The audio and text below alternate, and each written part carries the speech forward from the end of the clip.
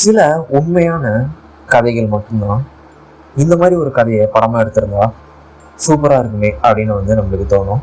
அதே மாதிரியான ஒரு உண்மையான கதையை தான் இன்னைக்கு நான் உங்ககிட்ட சொல்ல போகிறேன்.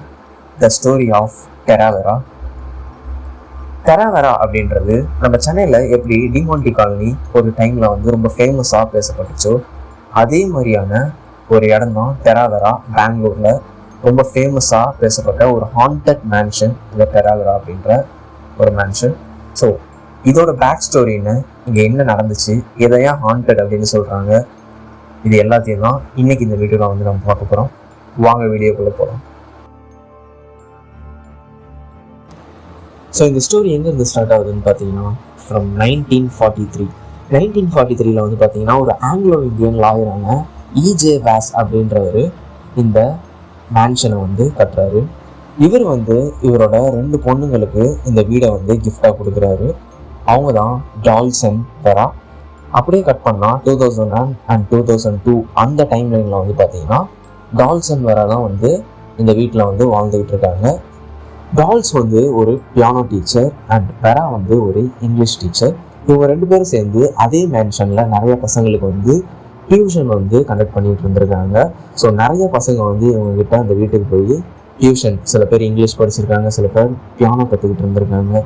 ஸோ இந்த மாதிரி டியூஷனும் இவங்க கண்டக்ட் பண்ணி அதுலேருந்து இவங்க இன்கம் ஏர்ன் பண்ணிக்கிட்டு இருந்திருக்காங்க. இது வரைக்கும் எல்லாமே ஸ்மூத்தாக போய்கிட்டு இருந்திருக்கு.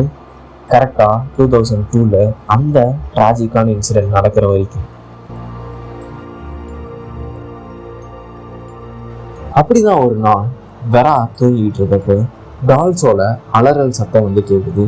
இவங்க பதறி எந்திரிச்சு டால்ஸோட ரூமுக்கு போய் பார்க்கலான்னு போறாங்க. அப்பதான் அவங்க ரூம்ல இருந்து டால்ஸ் ஓடி வரதை இவங்க பாக்குறாங்க. பின்னாடியே ஒருத்தன் அவங்க பின்னாடி கத்தி வச்சுக்கிட்டு துரத்திக்கிட்டு வரதையும் பாக்குறாங்க. இவங்க பார்த்துக்கிட்டு இருக்கும்போது அந்த கத்தி எடுத்துக்கிட்டு வந்த அந்த ஒருத்தன் டால்ஸை குத்திட்டு அந்த இடத்துல இருந்து ஓடிடுறான். இதை பார்த்த வெரா பதறி பயத்துல கத்துறாங்க. பட் அந்த இடத்துல அவங்களால ஒன்றுமே பண்ண முடியல. அந்த இடத்துலயே டால்ஸ் இறந்து போகிறாங்க. டால்ஸை அசாசினேட் பண்ண வந்த அந்த ஆள் யாரு அப்படின்ட்டு இவங்களுக்கு தெரியல. 75 வயசான வெராவோட யங்கர் சிஸ்டரான டால்ஸை யாரு கொண்டிருக்க முடியும்? அதுவும் இவ்வளோ வயசான ஒருத்தவங்களுக்கு எதிரின்னு யார் இருக்க முடியும் அப்படின்ட்டு போலீஸ் ஆஃபீஸர்ஸும் வெராவும் யோசிச்சுக்கிட்டு இருக்க இந்த டைம்ல டால்ஸோட பாடியை அந்த வீட்லேயே புதைக்கிறாங்க. இப்படி இந்த இன்வெஸ்டிகேஷன்லாம் போயிட்டு இருக்கும்போது போலீஸ் வெரா கிட்ட போயிட்டு, நீங்கள் இந்த இடத்துல இருக்கிறதும் சேஃப் கிடையாது, தயவு செஞ்சு நீங்கள் சேஃபரான லொக்கேஷனுக்கு போயிருங்க அப்படின்ட்டு போலீஸ் அட்வைஸ் பண்ணுறாங்க. ஸோ வெராவும் அந்த இடத்த விட்டு வேற இடத்துக்கு போயிடுறாங்க. அந்த கேஸும் ஒரு அன்சால்வ்டு கேஸாகவே மாறிடுது. இன்னைக்கு வரைக்குமே அந்த கேஸ் அன்சால்வ்டாக தான் இருக்குது. இப்போதான் மெயினான சில விஷயங்கள்லாம் ஸ்டார்ட் ஆகுது. நிறைய பேர் அந்த இடத்துல தலை இல்லாத ஒரு உருவத்தை பார்த்து தான் சொல்ல ஆரம்பிக்கிறாங்க.